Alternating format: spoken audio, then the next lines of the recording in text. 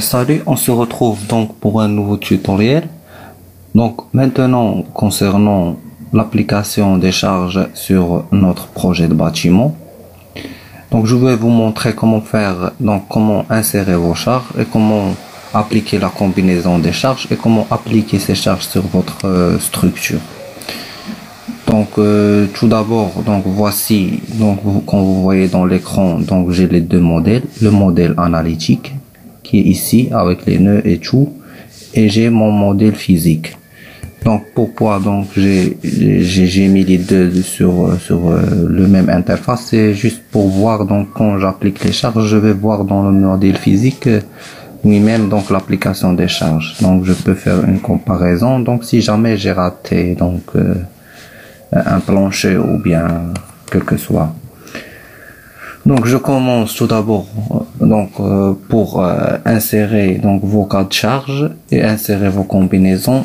On va aller donc à analyser. Donc quand vous trouvez ici conditions d'appui, charge, cas de charge, combinaison de charge. Je clique par exemple sur soit cas de charge ou bien combinaison de charge. Donc comme vous voyez dans ce tableau là, donc ce sont les charges donc que j'en ai. Donc par exemple je vais refaire, donc c'est juste pour vous montrer comment insérer vos charges. Donc ici par défaut il me donne des DL1, c'est les charges permanentes et les charges d'exploitation, la charge de droiture et les charges sismiques. Donc si je veux supprimer, donc j'ai, comme je vous ai donc montré, si je veux par exemple ajouter, je vais faire dupliquer, donc et je change, par exemple je veux ajouter une autre charge permanente. Donc j'écris permanente, je lui donne type donc permanente, je change ici dans la catégorie, je lui donne permanente. J'ajoute aussi donc une charge d'exploitation, je vais écrire ici exploitation, je vais changer au niveau de la nature et au niveau de la catégorie. D'accord. Donc je passe maintenant, donc ici j'ajoute mes charges vers la combinaison. Donc le combinaison, il dépend de quoi? Il dépend des cas de charge. Donc si jamais je veux faire une combinaison avec une charge qui n'est pas insérée dans ce tableau là, donc c'est impossible parce que donc le Revit il ne connaît pas, oui. Donc toutes les charges que je vais utiliser dans la combinaison, il doit être défini au niveau de cas de charge, d'accord? Donc ça c'est intéressant. Ici donc comme vous voyez, moi j'ai déjà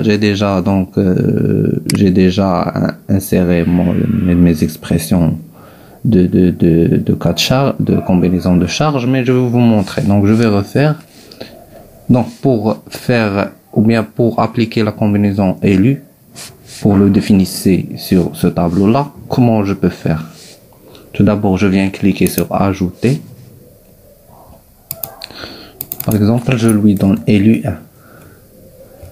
Donc ça sera, c'est juste l'élu, mais je vais vous montrer juste la façon.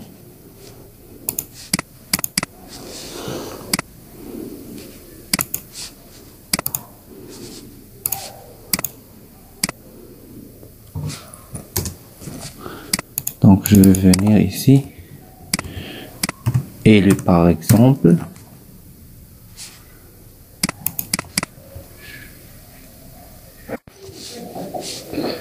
Donc on continue. Donc j'ai défini dans le nom élu. Maintenant je dois donc faire mon combinaison. Donc comment appliquer le combinaison? Je vais cliquer ici sur ajouter. Dans le cas de charge, je définis la charge et le coefficient. Le coefficient du charge permanent c'est 1,35. D'accord. D'accord. Et je clique ajouter. La charge, donc il me donne aussi DDL1. Donc je change ici L1 qui est la charge d'exploitation et le facteur 1,5. C'est tout à fait simple. Ajouter. Donc il a ajouté une autre que je veux plus. Donc j'ai sélectionné comme ça. supprimer. D'accord. Donc voici mon élu. Donc je clique donc ici à OK.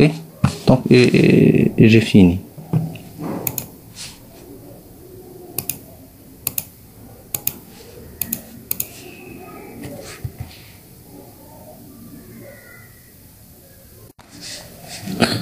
Donc maintenant, quand j'ai défini mes charges et mes combinaisons, je viens donc à appliquer mes charges. Donc je vais l'appliquer donc sur le toiture. Pour le toiture, je vais choisir G égale à 1 kN par mètre carré, G égale à 3,5 et Q égale à 1 kN par mètre carré. D'accord? Donc je vais venir à charge. Donc j'ai ici, donc je vais appliquer des charges qui sont surfaciques. J'ai deux types là, surfacique et berger, donc qui est appliqué donc sur un plancher ou un mur pour deux. Pour la charge surfacique, ils sont appliqués sur toutes les surfaces qui sont dessinées. Donc si je vais choisir héberger, donc je peux appliquer juste sur le modèle analytique. Donc, par exemple, j'ai cliqué ici. D'accord? Je viens à propriété. Donc, comme j'ai appliqué, donc je veux que ça soit être une charge permanente. Je vais lui donner donc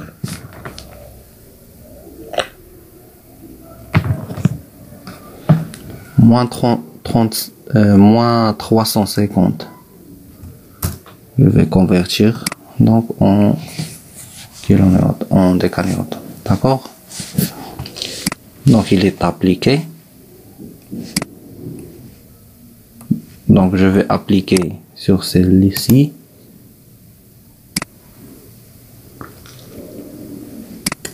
Sur celle-ci.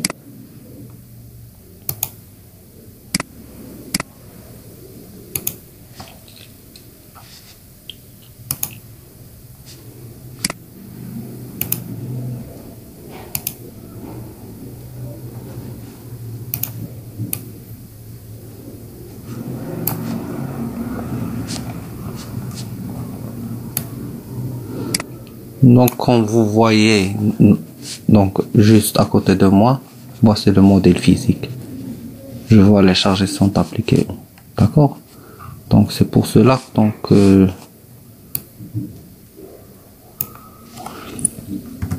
donc il me reste cela.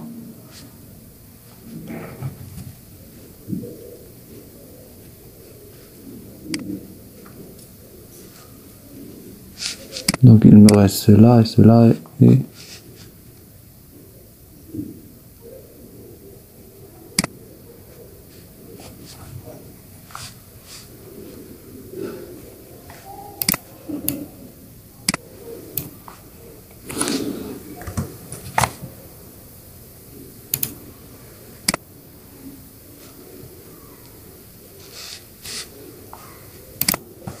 donc je vais revenir à charge. TTL1 moins 350, d'accord.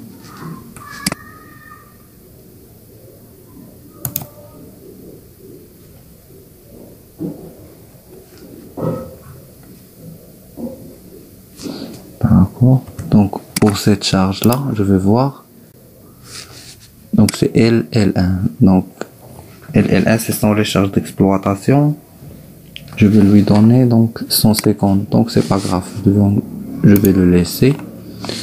Mais donc il me reste ici à appliquer la charge permanente.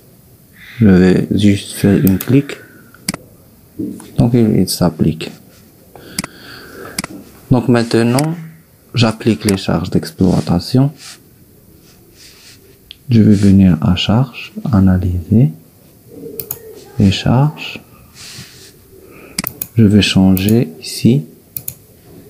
Je vais prendre moins 150. Je veux commencer à appliquer, d'accord? J'applique ici. Donc je vais voir mon modèle physique. Donc j'applique ici. J'applique ici.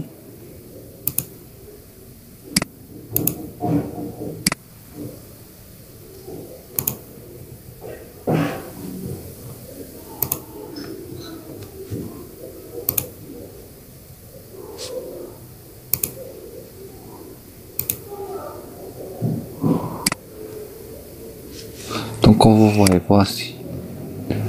Donc ce que vous voyez en jaune, ce sont les charges d'exploitation. Donc il me reste cela.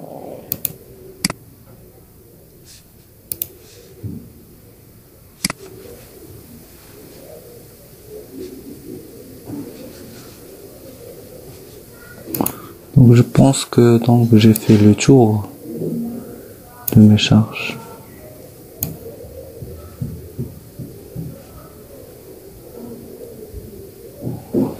D'accord. Donc c'est de cette façon qu'on applique. Si par exemple vous voulez donc appliquer quoi que ce soit, donc une charge donc qui est une charge donc qui est linéique, donc c'est juste vous cliquez, donc vous cliquez,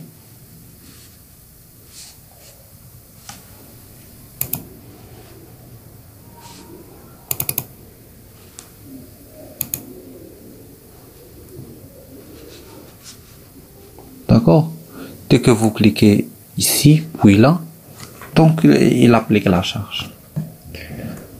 Donc c'est tout pour ce tutoriel. J'aime bien donc que vous saisissez donc ce que j'ai montré. Peut-être donc que j'ai pas appliqué la charge ici.